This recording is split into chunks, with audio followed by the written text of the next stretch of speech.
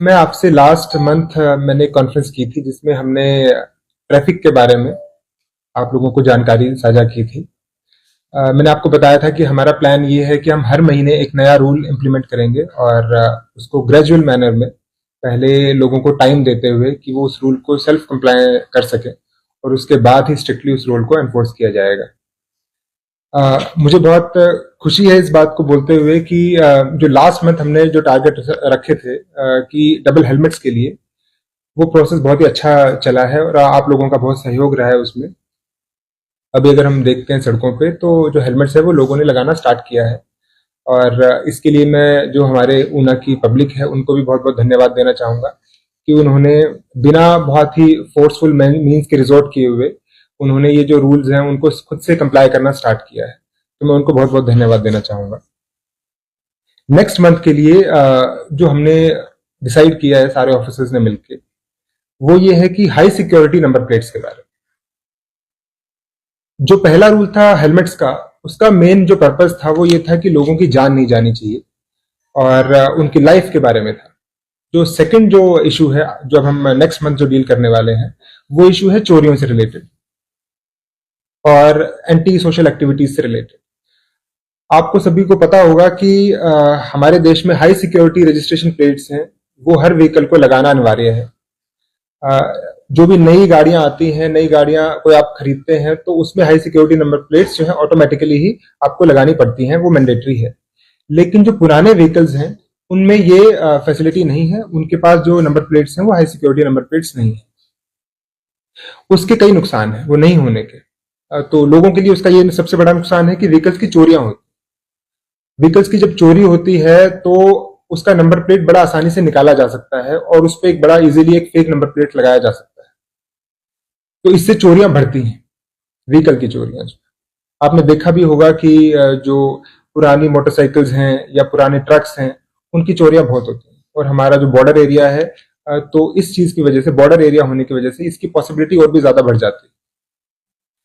दूसरा इशू है कि फेक नंबर प्लेट्स का। ऐसी नंबर प्लेट्स लगाना जो एग्जिस्ट करती ही नहीं। बहुत सारे व्हीकल्स हैं जो ऐसी नंबर प्लेट्स भी लगाते हैं जो जो नंबर प्लेट्स एग्जिस्ट ही नहीं करती, वो भी अलाउड नहीं है।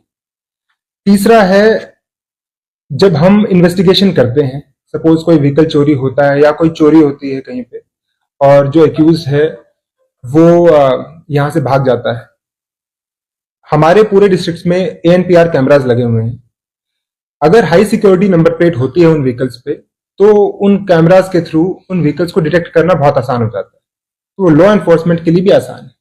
तो अगर किसी के घर में चोरी होती है, कोई व्हीकल वहां से निकलता है, तो उस व्हीकल को ट्रैक करना, इस कंडीशन में कि अगर उस व्हीकल पे हाई सिक्योरिटी नंबर प्लेट है, उसको ट्रैक करना बड़ा आसान हो जाता है। तो ये दो इश्यूज हैं जो मतलब पब्लिक को डायरेक्टली इंपैक्ट करते हैं। घर में चोरियां जो होती हैं, व्हीकल की चोरियां जो होती हैं, और भी कोई क्राइम होते हैं, इलीगल एक्टिविटीज होती हैं, माइनिंग की एक्टिविटीज हैं या फिर ड्रग्स की एक्टिविटीज हैं।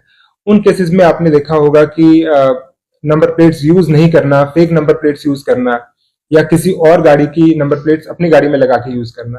अभी रिसेंटली मुझे पता लगा कि एक हमारे यहाँ पे एक केस है कि उसका जो ओरिजिनल नंबर है वो शिमला का नंबर है, लेकिन कोई फेक नंबर उसी नंबर को यूज करके ऊना में लगा के घूमता है। तो इस तरह की एक्टिविटीज जो है कंप्लीटली हम इसको डील कर सकते हैं अगर सारे व्हीकल्स जो है वो high security number plates use करें।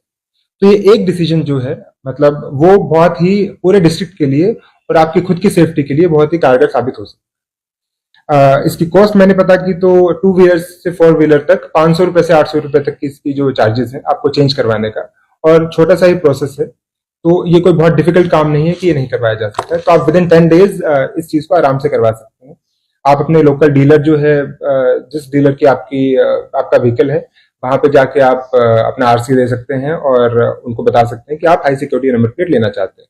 तो विद इन 5-10 डेज आपका हाई जो सिक्योरिटी नंबर प्लेट है वो बनके तैयार हो जाएगा। दूसरी चीज है कि इस मंथ फिर हम ये करेंगे कि जो अनऑथराइज्ड डीलर्स हैं, जो डीलर्स जिनको ऑथराइजेशन नहीं है कि वो नंबर प्लेट्स बना सकते हैं, क्योंकि हमारे देश में या तो हाई सिक्योरिटी नंबर प्लेट्स ही बना सकते हैं, इसके अलावा किसी भी डीलर को ऑथराइजेशन नहीं है कि वो कोई भी नंबर प्लेट बना सकते। तो उनके अगेंस्ट जो है वो स्ट्रिक्ट एक्शन लिया जाएगा जो ऊना जिले में अनऑथराइज तरीके से काम करते हैं।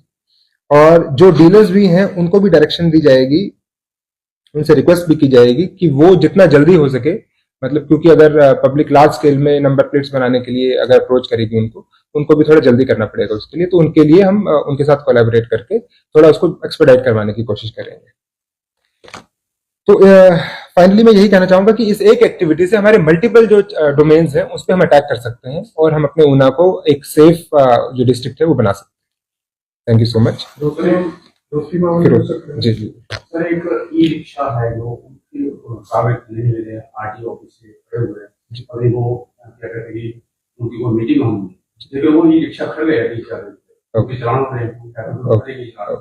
उसके लिए मैं आरटीओ साहब से एक बार बात करता हूँ, ठीक है, उसको एक्सपेडाइट कराने के लिए मैं कोशिश करता हूँ। सर, फिरौती मामले में क्या अभी एक बंगाना में हमारे पास एक केस आया था फिरौती का, उसमें हमारी टीम ने बहुत ही मेहनत करके एक यूके का इंडिविजुअल है जो कि मोगा का रहने वाला है, उसको ट्रेस आउट किया है और उसके अगेंस्ट एलओसी जो है वो हमने इशू करवाई है।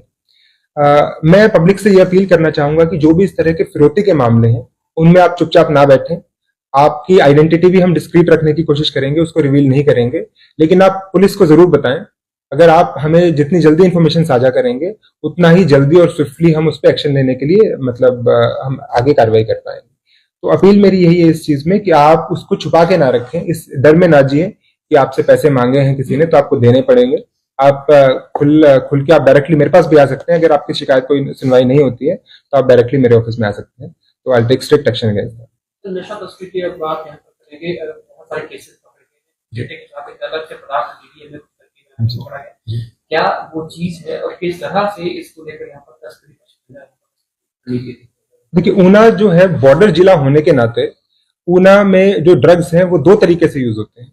एक तो ऊना में ड्रग का कंजप्शन खुद भी है, लेकिन उससे भी ज्यादा जो मेरे सामने आया है वो ये है कि ऊना को as a transit hub use किया जाता है।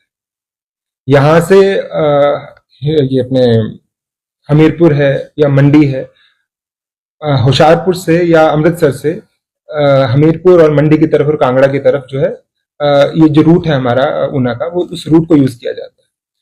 तो उस रूट्स के हमने आइडेंटिफिकेशन किया है और हमने टाइमली पिछले 1 महीने में मेरे आने के बाद हमने मल्टीपल केसेस हमने देखे और जो उन एरियाज के जो क्रिमिनल्स हैं उनको हमने अरेस्ट किया है। तो उसमें आप कांगड़ा के भी कुछ क्रिमिनल्स हैं और कुछ हमीरपुर के भी हैं, तो उनकी जो बड़ी गैंग्स हैं उनको हमने बस्ट किया है जो इस हमारे रूट को as a transit hub use करते थे। सर, इस वक्त तो पंजाब के किसी फेडरल पब्लिक कार्रवाई को लेकर उसमें यह है कि पंजाब में रहते हुए तो हम इन्वेस्टिगेशन के दौरान ही उनके ऊपर एक्शन ले सकते हैं। प्रिवेंटिव एक्शन है वो, अगर वो जब तक वो पंजाब में है तब तक उन पर नहीं लिया जा सकता है। वो हमारे एरिया में एंटर करते हैं तभी लिया जा सकता है वो। लेकिन अगर इन्वेस्टिगेशन अगर चल रही है फिर वो चाहे कहीं पे भी हो, वो पूरे देश में कहीं पे भी हो या चाहे बाहर भी हो, उस पर हम स्ट्रिक्ट एक्शन लेंगे। जी।